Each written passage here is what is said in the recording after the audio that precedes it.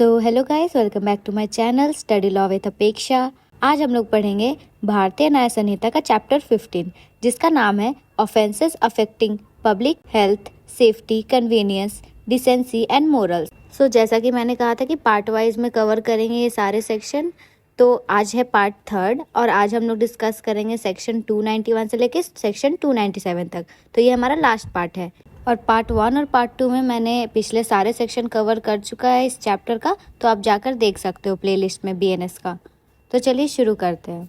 Section 291 negligent conduct with respect to animals. ये section तब apply होता है जब किसी पर्सन के पोजेशन या कंट्रोल में कोई एनिमल हो और वो नोइंगली या नेग्लिजेंटली प्रॉपर प्रिकॉशन ना ले और उसकी वजह से ह्यूमन लाइफ को प्रोबेबल डेंजर हो या ग्रीवियस हर्ट का रिस्क हो, ठीक है, तब ऑफेंस होगा और इसकी पनिशमेंट होगी इम्प्रिजमेंट अप टू 6 months या फाइन अप टू ₹5,000 और बोथ। सो हम लोग अब देखते हैं एसेंशियल एलिमेंट क्या है सेक्शन का।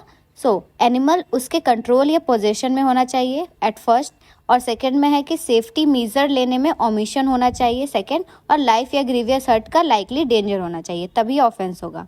एग्जाम्पल समझते हैं। किसी के घर डेंजरस डॉग है और उसको वो प्रॉपरली रिस्ट्रेन नहीं करता, मतलब प्रॉपरली उसको बांध के नहीं रखता, और दूसरा कोई इंसान आएगा तो भाई उसको काटने का तो रिस्क होगा ना, इसलिए ये ऑफेंस हो जाएगा। Now section 292 punishment for public nuisance. जैसे अगर कोई पर्सन पब्लिक न्यूसेंस कमिट करता है कोई भी केस में और वो एक्ट इस संहिता के किसी और सेक्शन में स्पेसिफिकली पनिशेबल नहीं है, तो इसकी पनिशमेंट होगी फाइन अप टू ₹1,000। ये एक जनरल पनिशमेंट क्लॉज है, ठीक है। Now section 293 continuing public nuisance after injunction. अगर किसी लॉफुल पब्लिक सर्वेंट ने ऑर्डर दिया हो कि न्यूसेंस कंटिन्यू या रिपीट ना करे, फिर भी वो पर्सन उस न्यूसेंस को कंटिन्यू या रिपीट करता है, तो ये ऑफेंस होगा और पनिशमेंट होगी simple imprisonment up to 6 months या फाइन अप टू ₹5,000 और बोथ। इंपॉर्टेंट पॉइंट ये है कि ये सेक्शन तभी अप्लाई होगा जब पहले लॉफुल डायरेक्शन दिया गया हो। Now let's move on to section 294 obscene books and objects. सबसे पहले समझते हैं ऑब्सीन का मीनिंग क्या होता है।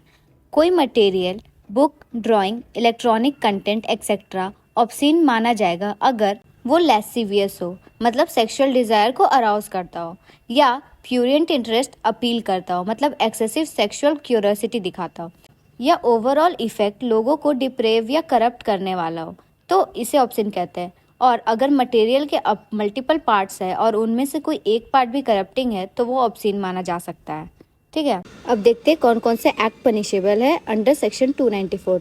अगर कोई person obscene material sale, hire, distribute, publicly exhibit, circulate, produce या पोजेस करे इन पर्पस के लिए, और सेकंड में है ऑब्सीन ऑब्जेक्ट इंपोर्ट, एक्सपोर्ट या कन्वे करे या सर्कुलेशन के लिए, थर्ड है ऑब्सीन मटेरियल का बिजनेस में पार्टिसिपेट करे या प्रॉफिट कमाए, या फोर्थ में है ऑब्सीन मटेरियल की अवेलेबिलिटी एडवर्टाइज करे, फिफ्थ में है इनमें से किसी एक्ट का अटेम्प्ट करे, तो ये ऑफेंस होगा और इसकी पनिशमेंट होगी फर्स्ट कन्विक्शन अगर है तो इम्प्रिजमेंट अप टू 2 years या फाइन अप टू ₹5,000, और अगर सेकेंड या सब्सिक्वेंट कन्विक्शन है तो imprisonment up to 5 years and fine up to ₹10,000। इस सेक्शन का एक्सेप्शन भी है। ये सेक्शन अप्लाई नहीं होगा अगर मटेरियल पब्लिक गुड्स के इंटरेस्ट में जस्टिफाइड हो, जैसे साइंस, लिटरेचर, आर्ट, लर्निंग या किसी जनरल कंसर्न के ऑब्जेक्ट के लिए, और सेकंड में है बोनाफाइड रिलीजियस पर्पस के लिए यूज हो, और रिप्रेजेंटेशन हो एंशियंट मॉन्यूमेंट्स यानी ancient monuments and archaeological sites and remains act 1958 के अंडर टेम्पल्स, रिलीजियस आइडल्स और रिलीजियस प्रोसेशंस के कार्स पर ये सेक्शन अप्लाई नहीं होगा, ये एक्सेप्शन में आ जा रहे हैं। Next section 295 sale of obscene objects to child. अगर कोई पर्सन ऑब्सीन मटेरियल किसी चाइल्ड को सेल, डिस्ट्रीब्यूट, एग्जिबिट या सर्कुलेट करे या अटेम्प्ट करे तो ये ऑफेंस होगा और इसकी पनिशमेंट होगी अगर फर्स्ट कन्विक्शन है तो imprisonment up to 3 years, fine up to ₹2,000, और सेकेंड या सब्सिक्वेंट कन्विक्शन है तो imprisonment up to 7 years and fine up to ₹5,000। ये स्ट्रिक्टर है क्योंकि चिल्ड्रन इन्वॉल्व है इसमें, इसलिए। नाउ सेक्शन 296 ऑब्सीन एक्ट्स और सॉन्ग्स इन पब्लिक। अगर कोई पर्सन पब्लिक प्लेस में ऑब्सीन एक्ट करे या पब्लिक प्लेस में या उसके पास ऑब्सीन वर्ड्स बोले या गाए या रिसाइट करे और इससे दूसरों को अनॉयंस हो तो ये ऑफेंस होगा और इसकी पनिशमेंट होगी इम्प्रिजमेंट अप टू 3 months या फाइन अप टू ₹1,000 और बोथ। इम्पॉर्टेंट पॉइंट ये है कि एक्ट पब्लिक प्लेस में या नियर पब्लिक प्लेस होना चाहिए, अनॉयंस कॉज होना चाहिए, तभी पनिशमेंट मिलेगा। Now section 297 keeping lottery office, यहाँ अनऑथराइज लॉटरी की बात हो रही है। सो सबसेक्शन 1 कह रहा है कि अगर कोई पर्सन कोई ऑफिस या प्लेस मेंटेन करे लॉटरी कंडक्ट करने के लिए और वो स्टेट लॉटरी या स्टेट गवर्नमेंट ऑथराइज लॉटरी ना हो, ठीक है, तो ऑफेंस होगा और ये पनिशमेंट होगी इसकी इम्प्रिजमेंट अप टू 6 months या फाइन और बोथ। और इस सेक्शन का सबसेक्शन 2 कह रहा है कि अगर कोई पर्सन प्रपोजल पब्लिश करे पैसे देने या गुड्स देने के लिए इलीगल लॉटरी का रिजल्ट के बेसिस पर, तो भी ऑफेंस होगा और पनिशमेंट होगी फाइन अप टू ₹5,000, ठीक है। और इम्पॉर्टेंट पॉइंट ये है कि सिर्फ स्टेट ऑथराइज लॉटरीज अलाउड है, प्राइवेट लॉटरीज पनिशेबल हैं।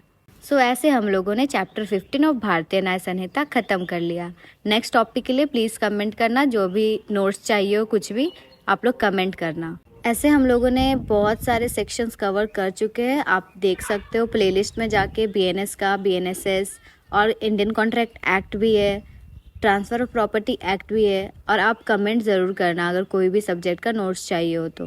गाइस आज के लिए बस इतना ही, मिलते हैं नेक्स्ट वीडियो में।